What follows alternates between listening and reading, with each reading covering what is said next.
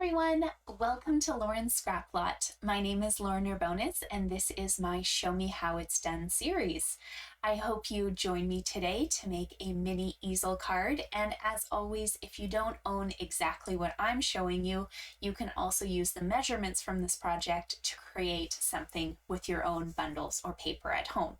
So for myself, I decided to play once more with this Ornamental Christmas Bundle. It's one of our online exclusive products that's still available at the moment, and there is some great Christmas paper. You can see it throughout this card that pairs perfectly with a clean and elegant Christmas season. So here's the Ornamental Christmas stamp.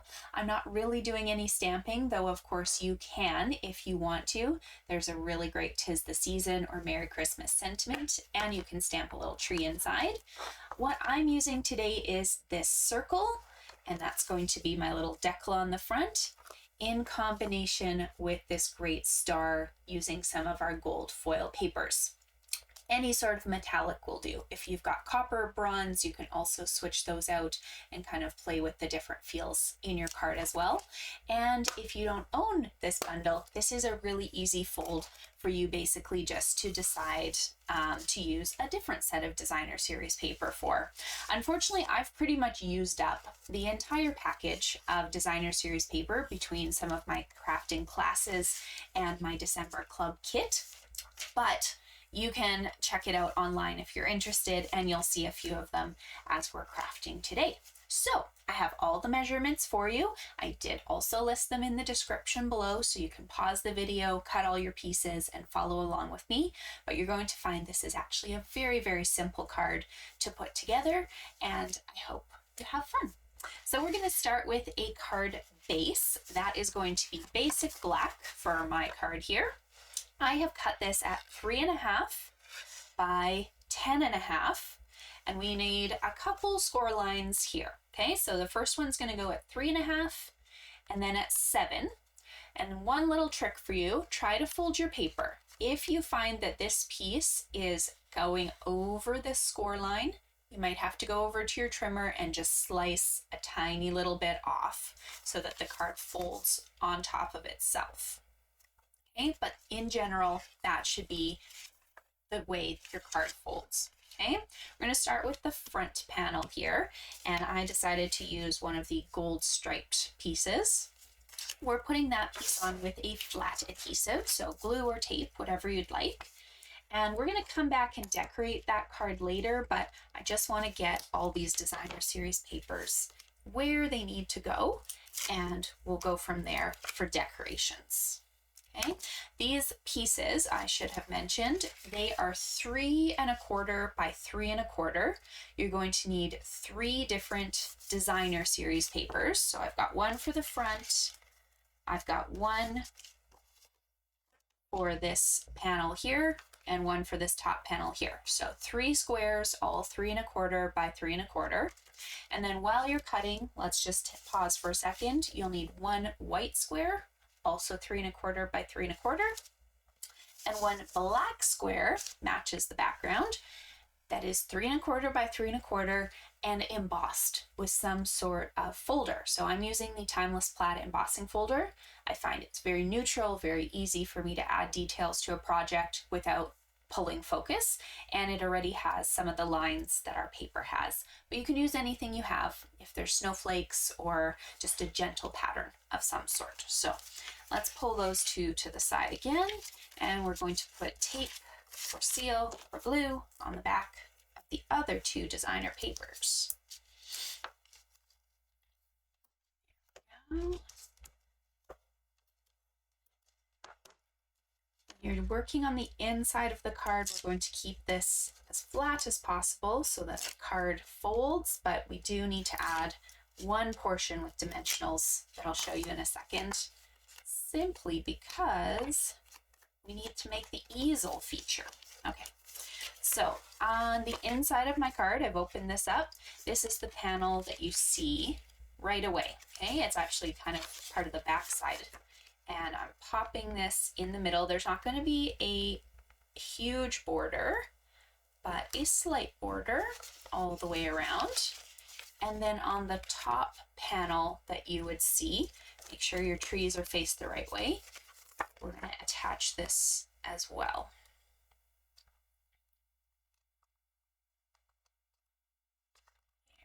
There we go. So far, so good.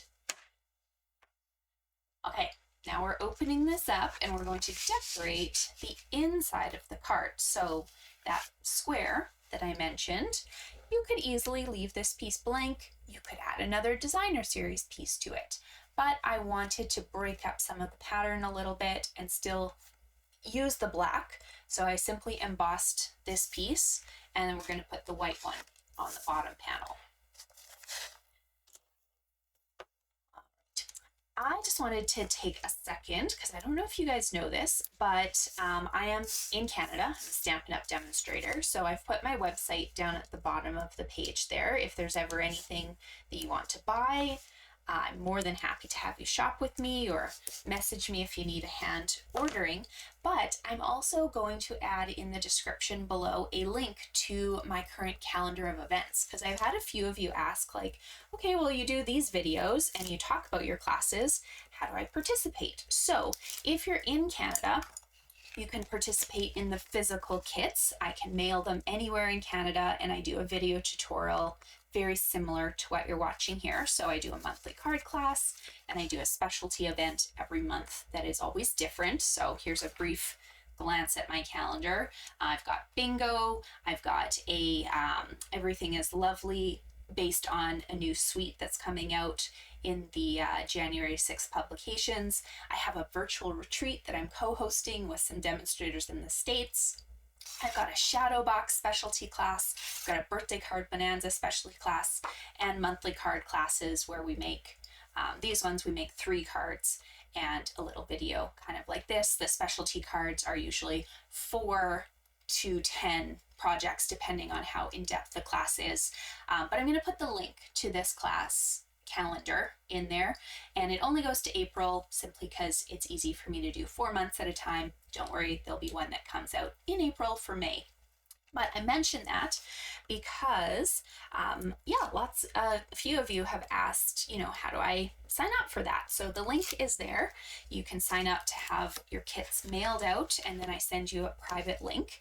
And then if you are not in Canada, I am doing better at offering some PDF options for some of my classes. So you won't be able to order the supplies from me, but hopefully you're either a demonstrator yourself or you have a demonstrator in your country that you can order the Stampin' Up supplies from.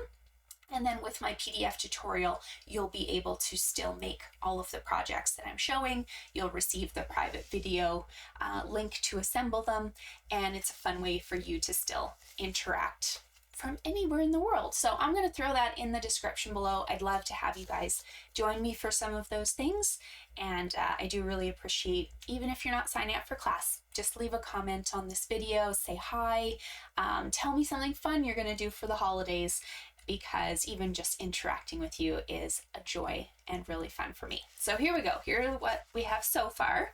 And you're probably wondering, okay, well, that's cute, but you talked about an easel. So how do I make an easel? We're going to cut a piece of designer series paper. Now, your designer series paper, I always suggest make all your projects and use your scraps, okay? So save these little pieces that are about 1 inch wide, and this one is going to be 3 1/4 inches long, but we often get left with these strips of 1 inch. So what do we do with them? We're going to start using them and not just letting them sit in our baggies, okay? So you'll notice they're different. That's just because that's what I had extra. This one, it looks like it's even 1 1/4 inches. This one just happens to be 1 inch. As long as you've got something for the card to bump up against, you're golden. But we have to pop this piece up on dimensionals, because when my card comes here and slides, if it's flat, it's just going to slide down. It's not going to have a nice effect. So we're going to pop this up on dimensionals. Maybe I'll use the opposite side so it's not both of the, even though I really like the gold paper. Let's try the opposite side. So dimensionals on this, and we're going to rest this designer paper on the bottom of the inside white piece. So not a whole lot of room inside this card for you, but enough for you to say Merry Christmas or to somebody from me. And it's just going to be a really nice piece for them to have on their mantles, okay? Popping this to the bottom of the white. Oop, a little off. Let's fix that. That's much better. Okay, now because I've done all this folding, I've done all this movement, sometimes I find my card's not as stiff as I want it to be. This one actually is really good, but if you find it's not quite bumping to the edge, you just might have to fold this down and give it a nice crisp burnish, and then your card's going to get some of its movement right back. Okay, so far so good. Let's do a little bit of decorations. Okay, so we've got our front, and I have pre-cut out a circle using that Ornamental Christmas die, and then I embossed it using that same Timeless Plaid embossing folder. So I'm going to pop this one up on dimensionals to the center of the project. I kind of designed this card around this circle. I cut it out, figured out how big it was, and then cut my designer series paper after that. Because often I would try like a 3x3 designer square, and it just was a little too small for this. So that's okay. We got that guy. He's ready to go. I know my camera likes whatever's tallest, so let's bring that down. There we go. And then that gorgeous, gorgeous star. So we're going to put some dimensionals on the back here. You can get away with just one in the center, but then your star, it kind of tends to, because of the foil, it kind of tends to bend backwards into the card. That's just how foil likes to lie. You can see it's kind of boating up. So what I'm going to do is I'm going to take mini dimensionals and I'm going to put them around the points on my star. You can do every second point if you want, or in the season of giving and Christmas, you can use those 3 extra dimensionals and do every single point. It'll be worth it, don't worry.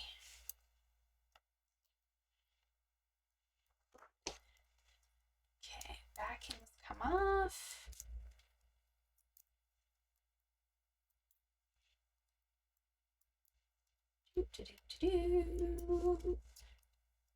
All right, now when you look at your star, you're going to find there's actually 2 points that are slightly taller than the other 2. If I turned it this way, hopefully you can see the difference.